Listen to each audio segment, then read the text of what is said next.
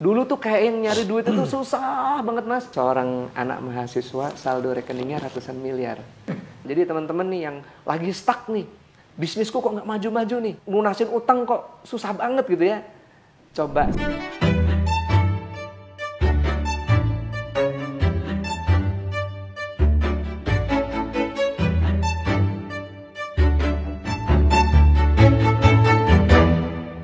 Garasi mobilnya mas? Iya. Bro, ninggalin bro. Lu pakai apa lu? Pakai Grab.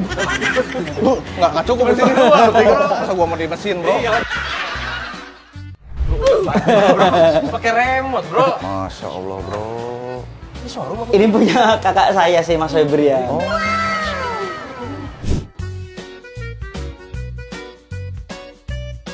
Mau berenang gini ya? Bukan. Kolam ikan. Wih. Assalamualaikum Mas Febri. Assalamualaikum. Wah, ini yang punya rumahnya guys. Bisa nggak disuruh masuk mas? Guys, masuk guys. Pakai aja. Ah, jangan mas. Udah nggak apa-apa pakai aja. Mas aja. Tuh, ini sayang mas. Ini, guys. Ini kalau di rumah gua jadiin meja makan guys. Assalamualaikum warahmatullahi wabarakatuh Mas Febri. Waalaikumsalam warahmatullahi wabarakatuh. Alhamdulillah sehat Kang. Manggilnya Kang atau AA nih? Bebas lah. Ini saya lihat rumahnya ya Allah. Ini kayak rumah-rumah yang di istana-istana gitu ya. Ini luasnya berapa nih mas? Kalau luas tanah 1.500 kurang lebih. Terus bangunan? Luas bangunan 3.300. Ini soalnya ini lantainya aja ini Marmer ya? marmer. Iya. Meja makan saya pakai marmer mas di rumah nih. Seriusan bener. Langsung aja lah to the point.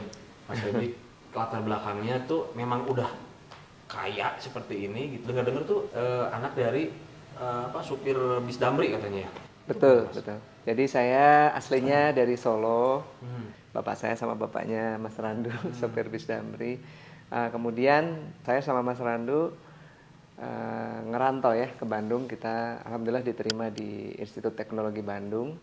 Saya angkatan 2002, Mas Randu angkatan 2003. Nah, meskipun dulu pas SD, SMP, SMA-nya saya jauh lebih berprestasi dari Randu, tapi pas kuliah kebalik. Jadi saya pas SD, SMP, SMA dulu memang selalu ranking 1 ya, nggak pernah enggak. Dan alhamdulillah pas NEM juga tertinggi se-Solo, se-Jawa nomor 4 atau nomor 6 ya waktu itu. Nah kalau Mas Randu ini kalau di SMA termasuk yang anak-anak yang sedikit bandelnya di sana. Terkenalnya anak bandel gitu ya. Tapi alhamdulillah begitu hijrah ke Bandung itu kedewasaannya berubah. Kalau anak masuk ITB kira-kira orang tua bahagia nggak? Bangga. Pasti. Bangga bahagia ya. Tapi yang terjadi saya ingat sekali ya, mama saya itu justru malah menangis. Waktu saya masuk ITB terus disusul Randu masuk ITB itu mama saya malah menangis karena nggak ada biaya. Saya sama Randu itu belum pernah keluar jalan-jalan keluar kota yang jauh sekali gitu ya. Biasanya anak kalau dari kampung ke kota itu pasti orang tua nganterin dong. Nggak mungkin enggak ya. Yang terjadi adalah saya sama Randu itu berangkat sendiri. Karena memang orang tua nggak ada biaya sama sekali buat nganterin. Karena kondisi waktu SMA itu, jadi memang bapak saya sakit-sakitan sampai beliau almarhum wafat. Sakit-sakitan terus, jadi memang nggak bisa kerja. Dan mama saya sebagai jahit baju ya. Jahit baju, daster, batik gitu. Jadi tukang jahit Ngobras. gitu. Ngobras. Akhirnya saya sama Randu kuliah di Bandung dan masih ada satu kenangan yang inget banget ya. Saya sama Randu itu kalau saya inget Randu zaman dulu, saya masih inget posisi wajahnya gitu ya. Bayangin kita naik kereta ekonomi nggak bayar mas. Kenapa tuh mas? Nggak ada duit, 24.000 padahal tiketnya ya. Masih inget nggak? Sembunyi di WC. Sembunyi di WC. Digedor-gedor WC sama ekonomi itu bohong. jangan diikutin ya teman-teman ya. Tapi ini adalah pengalaman hidup saya sama Mas Randu. Randu masih inget nggak? Dulu Iyalah, ngumpet di WC. Bau. Kereta Ya. ekonomi, bayangin. Kalau ekonomi sekarang bagus, Ya. udah AC. Kereta ekonomi zaman saya sama Randu dulu kuliah tahun 2003-2004 itu bau sekali, panas, nggak ada AC-nya gitu. Bayangkan untuk beli tiket kereta yang waktu itu kereta ekonomi Kahuripan namanya. Nyampe di Bandung, kita nggak tahu mau tinggal di mana. Belum tahu ya itu. Belum tahu. Tujuannya apa gitu, Buta, belum tahu ya. belum tahu Bandung itu seperti apa di mana. Tapi alhamdulillah Saya ucapkan terima kasih sama senior dulu SMA 3 Solo ngebantu kita menampung nampung kita gitu ya selama beberapa bulan. Akhirnya kita ngekos sendiri dengan akhirnya kita bisa ngekos dengan kosan yang cukup mewah. Mepet banget lah pokoknya. 750.000 setahun. 7 tahun. Masih ada nggak kosan segitu? Nggak ada. Oh, udah nggak ada sebulan. ya. Kebayang segini nih. Kayak ini. Nggak, Sempit sebenarnya itu ada teman-teman ngontrak rumah terus ada spot dikasih triplek buat Kasih kita triplek kamar. buat kita. Kita jadi cuma nambahin dikit lah. Jadi Ada ini bisa lah dibikin kamar dikasih di triplek. triplek pakai itu. Jadi dulu kita tidurnya itu Tanahnya masih cor-coran ya. cor-coran. Cor-coran. Ya, Jadi tapi kita nggak ada bersyukur lah. keramiknya. Toilet di luar. Ya pasti. Nggak mungkin di dalam bro, mau segitu. Di luar rumahnya. Iya bener di luar rumah yang kita kontrak. Jalan yang kami pilih cukup berbeda. Kalau saya dengan kondisi yang seperti itu, saya dari kuliah saya sibuk bisnis. Karena saya merasa bahwasanya orang tua saya nggak sanggup biayain gitu kan. Akhirnya saya terjun bisnis. Randu juga sama sebenarnya bisnis, tapi dia nggak terlalu serius di bisnisnya. Dia lebih serius kuliah. Akhirnya dia lulus di Teknik Fisika ITB dengan predikat yang cukup terbaik waktu itu. Kalau saya drop out. Iya, kalau saya drop out. Tapi saya drop outnya bukan drop out yang memalukan. Karena saya sudah ngambil SKS itu sampai 140-an SKS. Harusnya udah lulus. Iya. Bener nggak? Iya. TA-nya juga udah Tugas akhir atau skripsi juga udah selesai Mas waktu itu. selesai lah. Udah selesai. Mengundurkan diri. Saya mengundurkan diri atau drop out atau apapun itu karena waktu itu saya merasa bahwa saya sedang dalam menjalankan sebuah bisnis yang besar. Ya akhirnya saya jalankan 2007 sampai tahun 2011 dengan omset yang sangat besar sekali sampai saya diundang di Kick Andy. Seorang anak mahasiswa saldo rekeningnya ratusan miliar. Tapi bukan trading loh ya. Bukan trading loh. Itu 2007 Anak mulai bisnis. anak mahasiswa. Sekarang berapa tuh ya kira-kira 2007 ya? iya 24. 4 tahun berarti mas prosesnya, 23. 2007 sampai 2011. Iya, kira-kira Mas, kalau Mas di posisi saya, bisnis sedang besar sekali, terus omset segitu besarnya gitu ya. Kira-kira pilih yang mana? Kuliah atau bisnis? Karena kuliah saya itu beda dengan kuliah yang lain. Saya di teknik kimia itu ada satu mata kuliah lagi yang mengharuskan saya itu keluar dari Bandung. Sama seperti kedokteran koas. Nah, kalau teknik kimia ITB itu ada yang namanya kerja praktek. Jadi saya harus nyari pabrik di entah di mana gitu ya. Kayak magang lagi mas. Iya betul, saya harus magang, saya harus keluar meninggalkan bisnis saya 6 bulan dan itu nggak mungkin. Iya. Bisnis saya lagi naik. Nah, akhirnya saya harus memilih. Kalau teknik fisika ada nggak? Nggak ada. Nggak ada ya. Kalau teknik kimia ada. Namanya kerja praktek rancang pabrik. Nah, akhirnya dengan sangat berat hati ya nggak sampai lulus. Padahal tugas akhir skripsi udah selesai, udah sidang lagi. Dari situ saya bisnis macam-macam, naik turun, lebih banyak turunnya sih. Jadi kalau teman-teman nih, kalau yang mulai bisnis kemudian berat, naik turun, bangkrut, gagal lagi, coba lagi, ya itu semua pengusaha merasakan hal seperti itu. Itu saya rasakan sekali, mulai dari saya pertama berbisnis 2007 sampai sekarang. Itu naik turunnya itu luar biasa. Cuman yang saya pernah mengalami satu cobaan yang sangat berat itu 2013 Mas. Jadi sebenarnya bisnis saya itu udah settle, udah bagus gitu ya.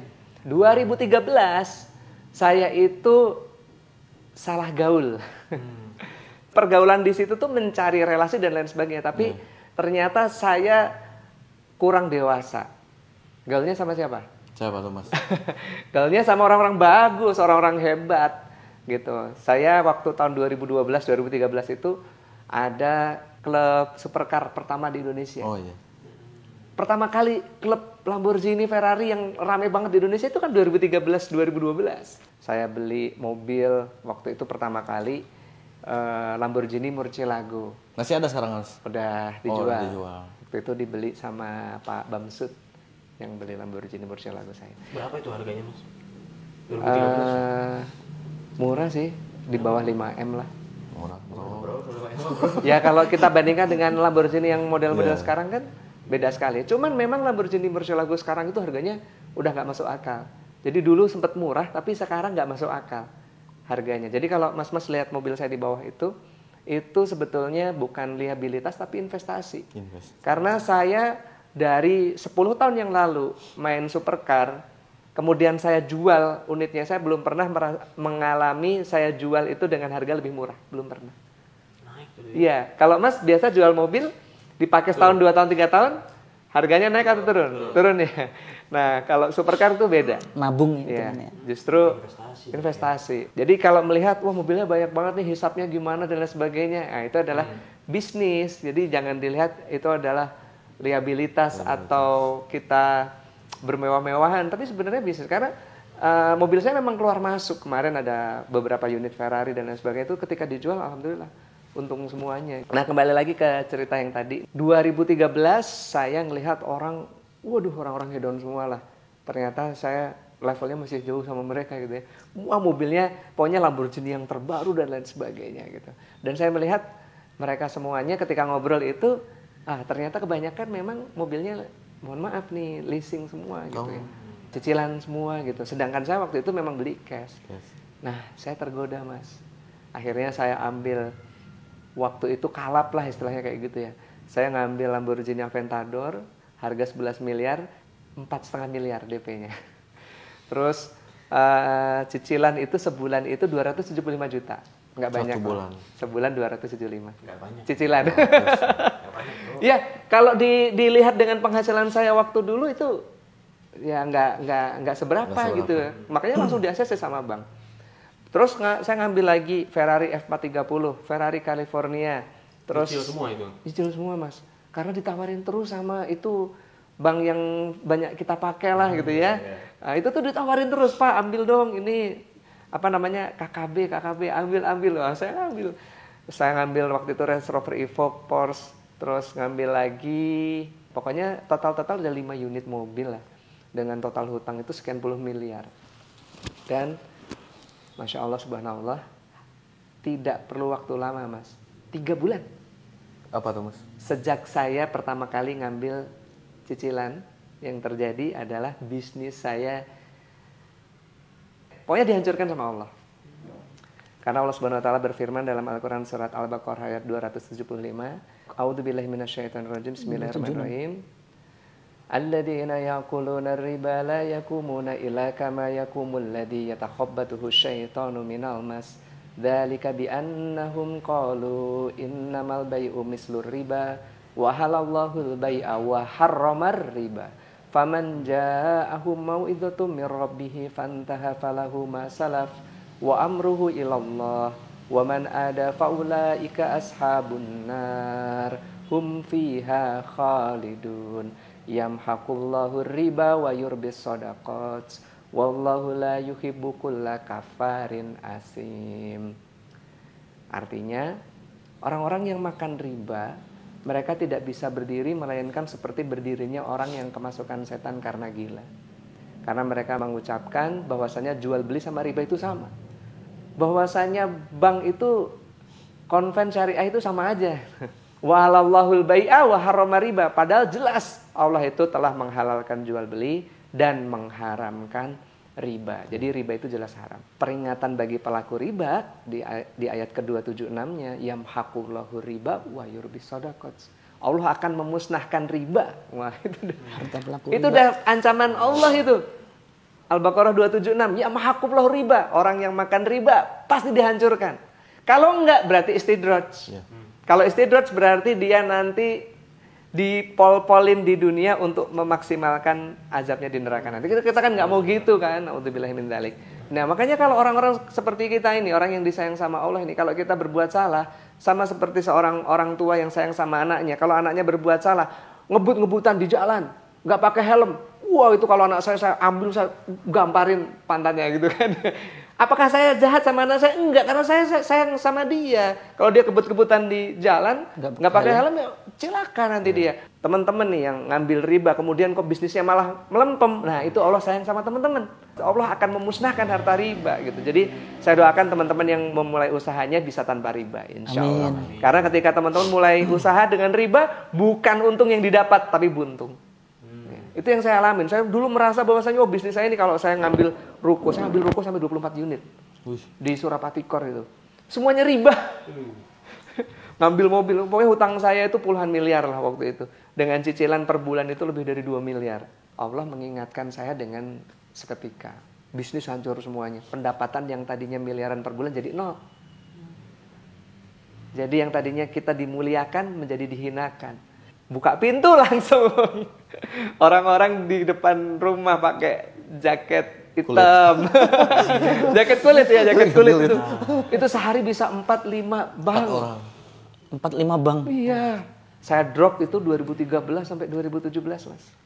Ya, kita akhirnya alhamdulillah 2017 saya dikenalkan sama sahabat saya namanya Pak Haji Suroto. Beliau ngajak saya sama Mas Randu itikaf. Termasuk nanti malam kita Dery itikaf. Sulaiman. Sama Bang Dery Sulaiman juga.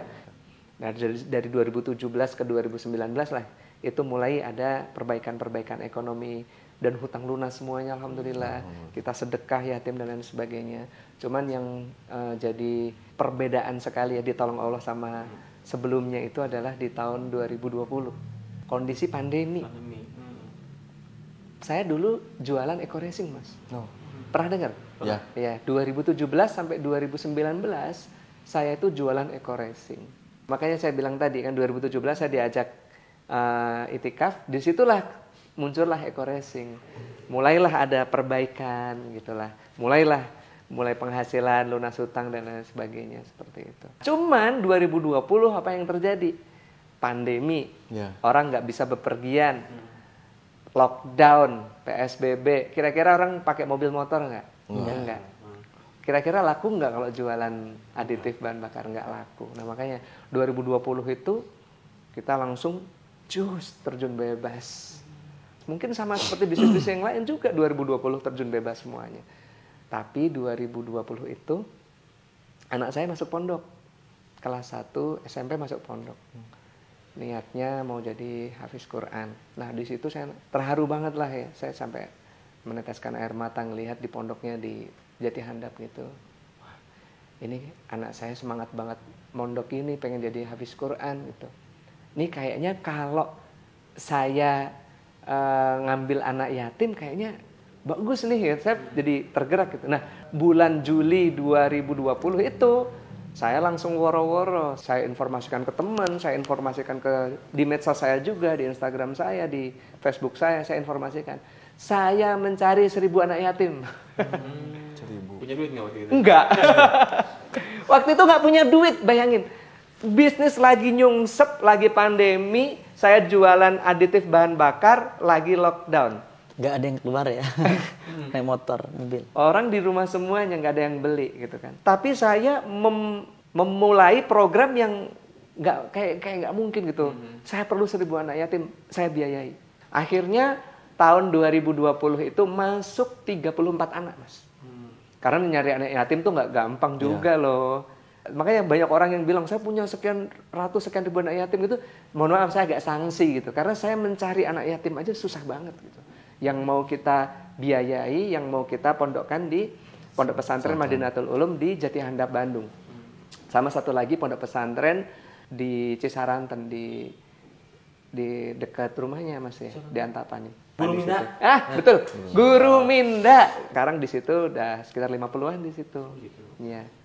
Yang tahun ini ya, itu dari seluruh Indonesia Mas, nggak cuma dari Bandung, ada yang dari Padang, ada yang dari Riau gitu ya. Kita tiket pesawat saya bayarin semuanya. Per anak itu biaya itu per bulan itu 1,5 sampai 2 juta per anak.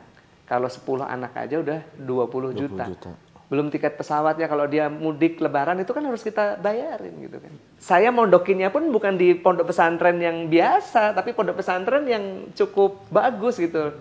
Di pondok pesantren yang anak saya mondok di sana juga. Ya ayyuhalladzina amanu in tansurullaha yansurukum wa yusabbit aqdamakum. Al-Quran Surat Muhammad ayat 7. Barang siapa yang menolong Allah, menolong agama Allah, maka Allah akan menolongnya dan memberikan kedudukan di muka bumi. Itu saya rasakan dalam hitungan cuma beberapa bulan. Setelah itu, nah akhir tahun, pupuk saya meledak. Booming. Pupuk? Iya, saya jualan pupuk. Ini nggak ada produknya ya. Iya. Selain produk ini tuh kita jualan pupuk. Pupuk apa Mas? Pupuk semua jenis tanaman Mas. Padi, sayuran, kopi, dan yang lagi booming sekarang sawit. Nama pupuknya apa? Eco farming. Iya. Kalau kita ngomong pandemi, orang tetap makan. Meskipun dia tidak bepergian, artinya pertanian tetap jalan seperti biasa.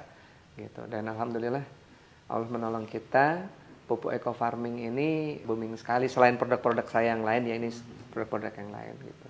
2021, nah saya mulai pembangunan rumah ini. 2021 ini cuma setahun ngebangunnya. Jadi gini Mas, saya kemarin Ustadz Lukmanul Hakim ke kantor Ustadz Lukmanul Hakim Pontianak. Itu kan beliau terkenal sekali ya nyantunin anak yatim ya. Beliau bilang gini sama saya, Mas, Rasul itu bukan nyuruh kita nyantunin anak yatim, bukan, tapi memuliakan anak yatim. Barang siapa yang memuliakan anak yatim, itu nanti akan bersamaku di surga seperti jari telunjuk dan jari tengah. Apa bedanya menyantuni dan memuliakan? Menyantuni itu kita dulu mungkin sama lah gitu ya. Kalau kita ngelihat ada panti yatim, kita langsung minggir tuh. Ada duit berapa di dompet, kasih, terus tanda tangan, akad. Itu menyantuni. Seingatnya Mas, seingatnya. Atau mungkin kita pas lagi ada acara di kantor atau ada acara syukuran, kita jadiin anak yatim itu sebagai properti acara. Ustadz Lukmanul Hakim yang ngomong loh ya, saya jiplak beliau. Betul juga ya, jadi malu nih dulu kalau bikin acara-acara sering ngundang anak yatim cuma buat jadi properti nih di acara, cuma jadi figuran gitu ya di acara gitu. Nah makanya kita disuruh memuliakan anak yatim. Memuliakan anak yatim itu apa? Kita jadikan dia anak kita. Gitu. Makanya sejak itulah saya sama anak-anak saya itu sekarang totalnya udah 74. Itu saya salaman sama mereka. Kamu sekarang jadi anakku ya. Nanti biaya kamu sampai besar saya yang biayain. Kamu nggak perlu mikir biaya lagi. Yang perlu kamu pikir adalah kamu ngapalin Al-Quran, hafiz 30 juz, kamu sama ibumu bapak berangkatin umroh. Semuanya saya kasih. Dan alhamdulillah baru 2 tahun ini ya, itu udah ada anak itu namanya Ananda Niken, itu udah 17 juz. Waduh, makin semangat ya alhamdulillah. Jadi rata-rata sekarang udah di atas 5 juz dari total 74 anak. Nih Randu juga ngikutin, dia ngambil 20 anak ya. Kita ngomong 100 anak aja, itu sebulan berarti kita butuh biaya berapa? 200 juta ya. 1 bulan. Berarti setahun berapa miliar gitu kan. Ya itulah yang saya merinding banget itu ya. Dulu tuh kayak yang nyari duit itu susah banget Mas. Iya. Susah nggak Mas nyari duit Mas?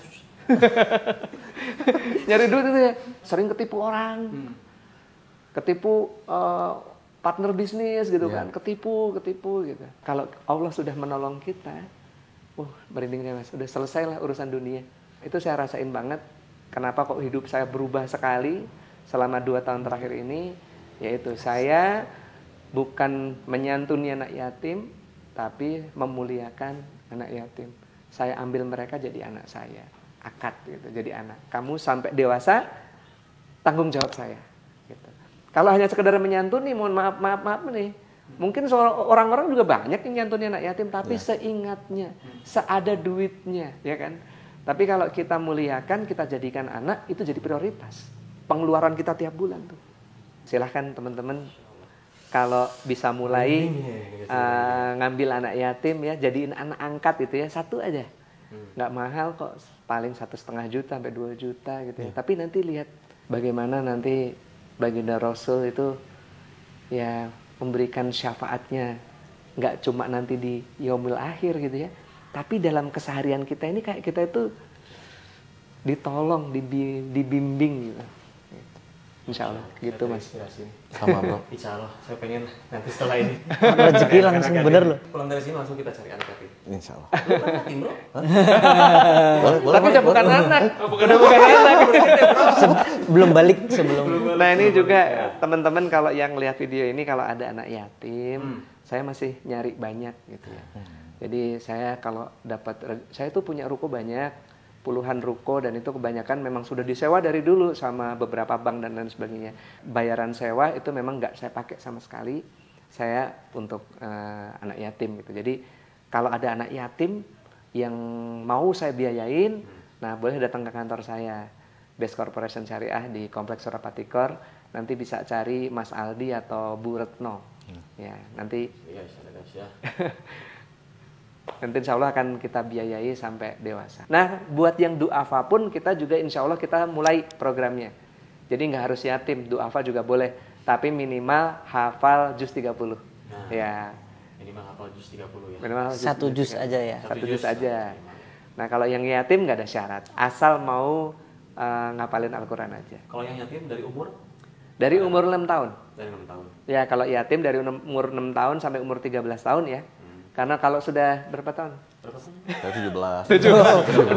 udah bukan anak lagi. Jadi ada itu yang ke kantor itu ya minta beasiswa umur 17 tahun. Wah, itu bukan anak yatim lagi. Oh, berarti dari umur 6 tahun. 6 tahun sampai 13. 13. Ya.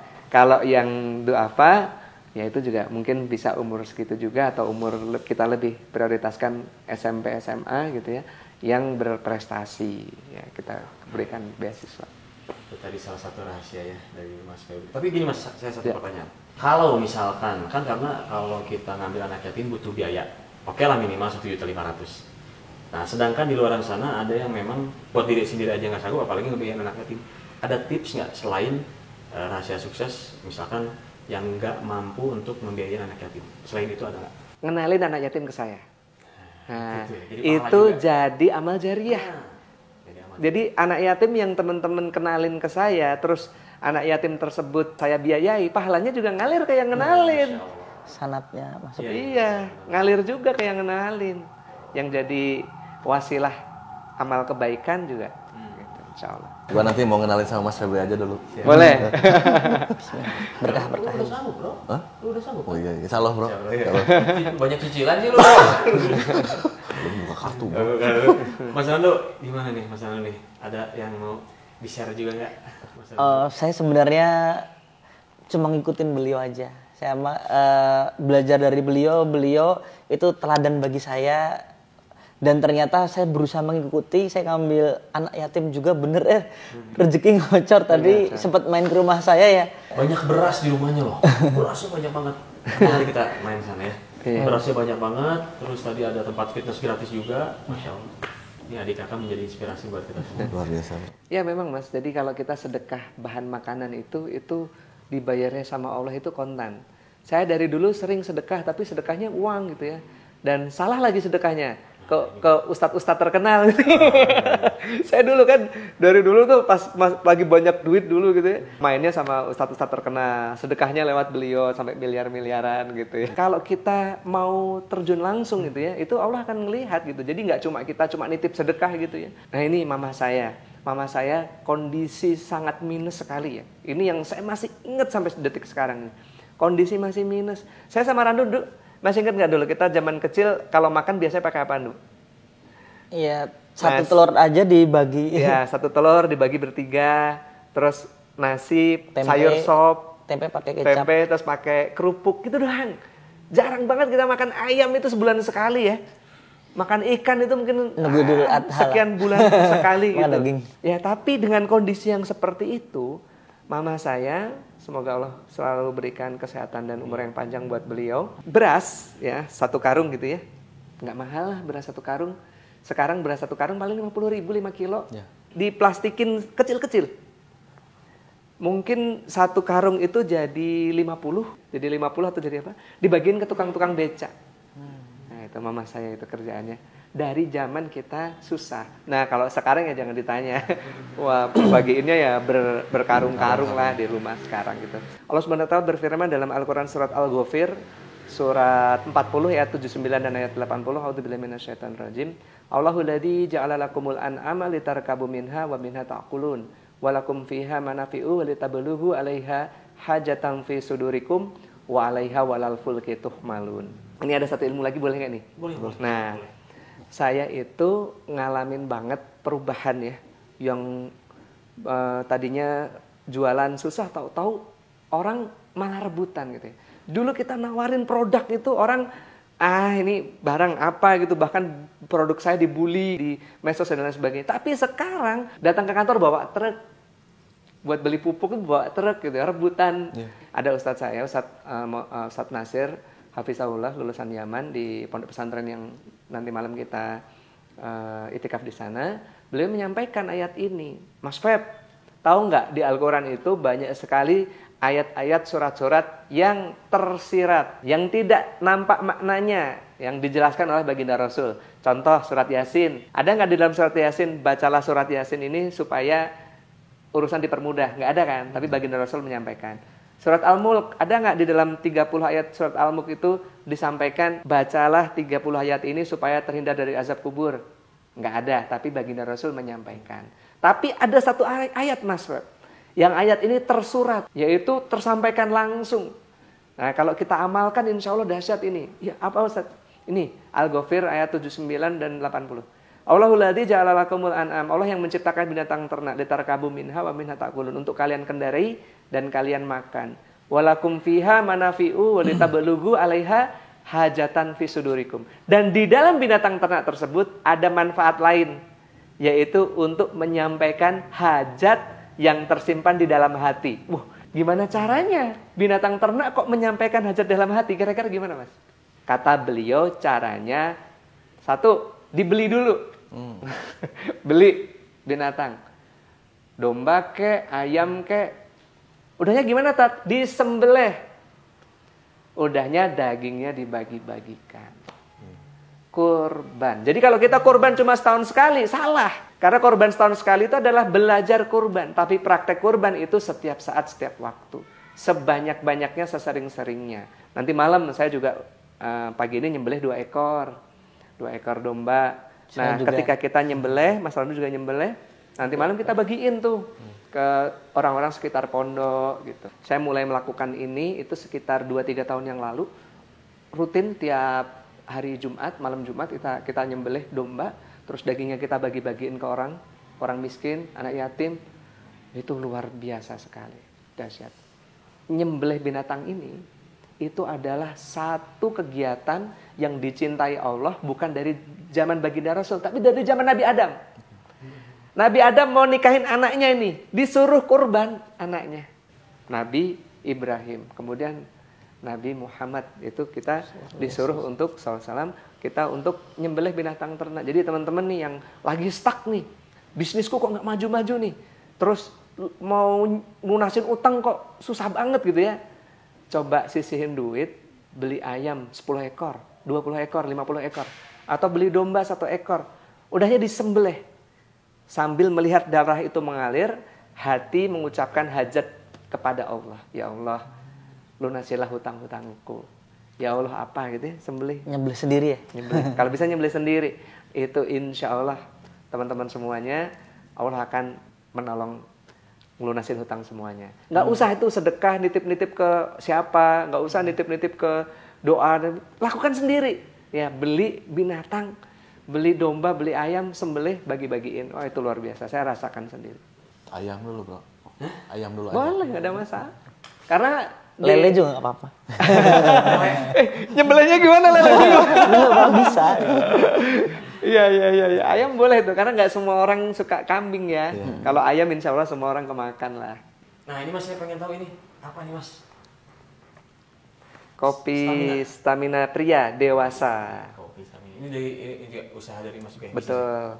Namanya Econax dan Ecomax. Ini Masya Allah nih Mas, ini produk ini untuk kecantikan, untuk kulit. Jadi ini best seller banget ini. Mulai merasakan ada kerut-kerutan di wajah, terus pengen wajahnya lebih cerah ya. Karena dia kandungan kolagennya itu 5.300 mg. Cantik dari Ya, dalam berarti. betul. Nah ini LVN Kalsi, ini untuk susu kecerdasan anak. Ini untuk anak-anak kita yang pengen cepat ngapalin Al-Quran, ingatannya tajam, insya Allah. Menambah daya ingat Mas. Iya betul. Ini untuk pelangsing, namanya juga slim. Ini sudah kita ekspor nih ke Brunei, ke Malaysia. Ini laku banget kemarin pas pandemi. Ya, mereka sampai kontainer-kontaineran. Soalnya yang positif minum ini 3 hari tiba-tiba di apa tuh namanya? Antigen. Di antigen negatif. Iya. Cuma 2 hari 3 hari lah. Yang positif 3 hari. Pro ini Mas. Iya. Habs Pro, Bimax. Kayak Covico ini bagus untuk yang kolesterol. Dan sebenarnya produk saya masih banyak banget, ada ratusan produk yang lain, cuman nggak muat. Kita jualan kosmetik juga, kosmetiknya nggak kita keluarin ya, karena banyak banget. Ada Skincare LVN, Lavanaya Secret sekarang mereknya.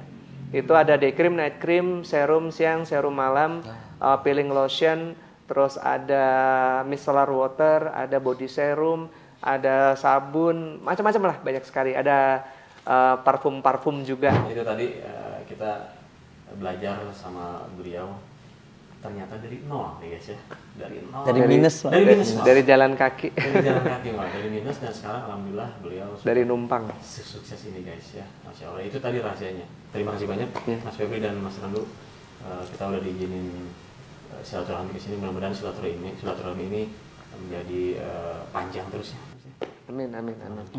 Jangan lupa ya, yang punya kenalan anak yatim yang mau disekolahkan sama saya, boleh nanti hubungin sama Mas saya sama Mas Vicky ya. Boleh, Nah, boleh ya. Sahabat nanti semua bisa ya. dikenalin sama kita. Ya nanti tiket pesawatnya pun kita tanggung, Oh, kita biayain. Buat kalian langsung aja follow Instagramnya Mas Febri di sini di bawah ini, dan juga Mas Randu. Terima kasih. Assalamualaikum warahmatullahi wabarakatuh. Waalaikumsalam warahmatullahi wabarakatuh.